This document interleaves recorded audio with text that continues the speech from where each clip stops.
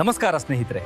ದೆಹಲಿಯ ಸಂಸತ್ತಿನಲ್ಲಿ ಕೂತು ಇಡೀ ದೇಶವನ್ನ ಆಳೋದು ಅಧಿಕಾರ, ಆದರೆ ಹಳ್ಳಿಯ ಕಟ್ಟೆಯ ಮೇಲೆ ಕೂತು ತೀರ್ಮಾನ ಮಾಡೋದು ಗ್ರಾಮ ಸ್ವರಾಜ್ಯ. ಇವತ್ತು ನಾವು ಪ್ರಜಾಪ್ರಭುತ್ವದ ಅಡಿಪಾಯವಾಗಿರುವ ಭಾರತದ ಸ್ಥಳೀಯ ಸರ್ಕಾರಗಳು ನಡೆದು ಬಂದ ರೋಚಕ ಹಾದಿಯನ್ನ ನೋಡೋಣ. Welcome to IG academy. ಇದೇನು ಬ್ರಿಟಿಷರು ಕೊಟ್ಟಿದ್ದಲ್ಲ. ಸಾವಿರಾರು ವರ್ಷಗಳ ಹಿಂದೆಯೇ ಚೋಳರ ಕಾಲದಲ್ಲಿ ಕುಡವೋಲೈ ಪದ್ಧತಿ ಇತ್ತು. ನಮ್ಮ ಹಿರಿಯರು ಕುಡಿಕೆಯಲ್ಲಿ ಚೀಟಿ ಹಾಕಿ ನಾಯಕರನ್ನ ಆರಿಸ್ತಿದ್ರು. ಅನ್ನದ್ರೆ ಪ್ರಜಾಪ್ರಭುತ್ವ ನಮ್ಮ ರಕ್ತದಲ್ಲೇ ಇದೆ. ಆಧುನಿಕ ಭಾರತದಲ್ಲಿ ಇದಕ್ಕೆ ಜೀವ ತುಂಬಿದ್ದು 1882ರಲ್ಲಿ ಲಾರ್ಡ್ ರಿಪ್ಪನ್. ಇವರನ್ನ ಭಾರತದ ಸ್ಥಳೀಯ ಸರ್ಕಾರಗಳ ಪಿತಾಮಹ ಅಂತ ಕರೀತಾರೆ. ಇವರು ತಂದ ನಿರ್ಣಯವನ್ನೇ ಸ್ಥಳೀಯ ಸರ್ಕಾರಗಳ ಮ್ಯಾಗ್ನಾ ಕಾರ್ಟಾ ಅಂತ ಕರೆಯೋದು. ಆದ್ರೆ ಸಂವಿಧಾನ ಜಾರಿಗೆ ಬಂದಾಗ ಆರ್ಟಿಕಲ್ 40ರಲ್ಲಿ ಪಂಚಾಯತ್ ರಾಜ್ ವ್ಯವಸ್ಥೆಯನ್ನ ರಾಜ್ಯ ನಿರ್ದೇಶಕ ತತ್ವಗಳಲ್ಲಿ ಸೇರಿಸಲಾಯಿತು. ಅಂದ್ರೆ ಇದು ಕಡ್ಡಾಯ ಆಗಿರ್ಲಿಲ್ಲ, ರಾಜ್ಯಗಳಿಗೆ ಬಿಟ್ಟ ವಿಚಾರವಾಗಿತ್ತು. ಗಾಂಧೀಜಿಯವರು ಯಾವಾಗ್ಲೂ ಹೇಳ್ತಿದ್ರು, ಭಾರತದ ಆತ್ಮ ಹಳ್ಳಿಗಳಲ್ಲಿ ನೆಲೆಸಿದೆ ಅಂತ. ಅವ್ರಿಗೆ ಬೇಕಾಗಿದ್ದು ನಗರ ರಾಜ್ಯ ಅಲ್ಲ, ಗ್ರಾಮ ಸ್ವರಾಜ್ಯ.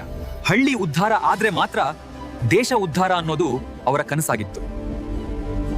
1957ರಲ್ಲಿ ಬಲವಂತರಾಯ್ ಮೆಹ್ತಾ ಸಮಿತಿ ಒಂದು ಕ್ರಾಂತಿಕಾರಿ ಐಡಿಯಾ ಕೊಡ್ತು. ಅದೇ 3 ಹಂತದ ಪಂಚಾಯತ್ ವ್ಯವಸ್ಥೆನ. ಪ್ರಜಾಪ್ರಭುತ್ವದ ವಿಕೇಂದ್ರೀಕರಣ ಇಲ್ಲಿಂದಲೇ ಶುರುವಾಯಿತು. ಈ ಕನಸು ಮೊದಲು ನನಸಾಗಿದ್ದು 1959 ಅಕ್ಟೋಬರ್ 2ರಂದು ರಾಜಸ್ಥಾನದ ನಾಗೌರ್ ಜಿಲ್ಲೆಯಲ್ಲಿ. ಸ್ವತಂತ್ರ ಭಾರತದ ಮೊದಲ ಪಂಚಾಯತ್ ರಾಜ್ ಉದ್ಘಾಟನೆಯಾದ ಐತಿಹಾಸಿಕ ಕ್ಷಣ ಅದು. ಆದ್ರೆ 60-70ರ ದಶಕದಲ್ಲಿ ಈ ವ್ಯವಸ್ಥೆ ಸ್ವಲ್ಪ ಡಲ್ ಆಯ್ತು. ಆಗ 1977ರಲ್ಲಿ ಅಶೋಕ್ ಮೆಹ್ತಾ ಸಮಿತಿ ಬಂದು 3 ಹಂತದ ಬದಲು 2 ಹಂತದ ವ್ಯವಸ್ಥೆ ಇರಲಿ ಅಂತ ಶಿಫಾರಸು ಮಾಡ್ತು. ಸ್ನೇಹಿತರೆ, 1992 ಇತಿಹಾಸದಲ್ಲೇ ಅತಿ ದೊಡ್ಡ ಮೈಲಿಗಲ್ಲು.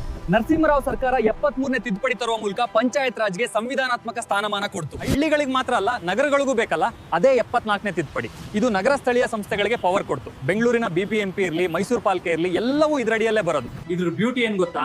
ಮಹಿಳೆಯರಿಗೆ ಮತ್ತು SC/ST ಸಮುದಾಯಕ್ಕೆ ಮೀಸಲಾತಿ ಸಿಕ್ತು. ಅಡಿಗೆ ಮನೆಯಲ್ಲಿದ್ದ ಎಷ್ಟೋ ಮಹಿಳೆಯರು ಇವತ್ತು ಊರನ್ನೇ ಆಳುವ ಶಕ್ತಿ ಪಡ್ಕೊಂಡಿದ್ದಾರೆ. ಇದು ನಿಜದ ಬದಲಾವಣೆ. ಶಾಸಕರು, ಸಂಸದರು ವರ್ಷಕ್ಕೊಮ್ಮೆ ಸಿಗ್ತಾರೆ. ಆದ್ರೆ ಗ್ರಾಮ ಸಭೆಯಲ್ಲಿ ನಿಮ್ ಪ್ರಶ್ನೆಗೆ ಉತ್ತರ ಸಿಗ್ಲೇಬೇಕು.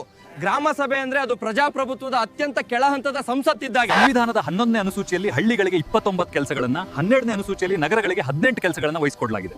ಕುಡಿಯೋ ನೀರು, ರಸ್ತೆ, ದೀಪ ಎಲ್ಲವೂ ಇವ್ರ ಜವಾಬ್ದಾರಿ. ಸರ್ಕಾರ ದೆಹಲಿಯಿಂದ ದುಡ್ಡು ಕಳಿಸಬಹುದು, ಆದ್ರೆ ಅಭಿವೃದ್ಧಿ ಆಗ್ಬೇಕಿರೋದು ನಮ್ಮ ಬೀದಿಯಲ್ಲಿ. ಸ್ಥಳೀಯ ಸರ್ಕಾರಗಳ ಬಗ್ಗೆ ತಿಳಿಯೋದು ಪರೀಕ್ಷೆಗೆ ಮಾತ್ರ ಅಲ್ಲ, ಒಬ್ಬ ಜವಾಬ್ದಾರಿಯುತ ಪ್ರಜೆಯಾಗಿ ಕೂಡ ಮುಖ್ಯ. ಈ ವಿಡಿಯೋ ಇಷ್ಟ ಆಗಿದ್ರೆ ಲೈಕ್ ಮಾಡಿ, ಶೇರ್ ಮಾಡಿ. ಇದು ಐಜಿ ಅಕಾಡೆಮಿ. ಕನಸು ನಿಮ್ಮದು, ಮಾರ್ಗದರ್ಶನ ನಮ್ಮದು. ಜೈ ಹಿಂದ್.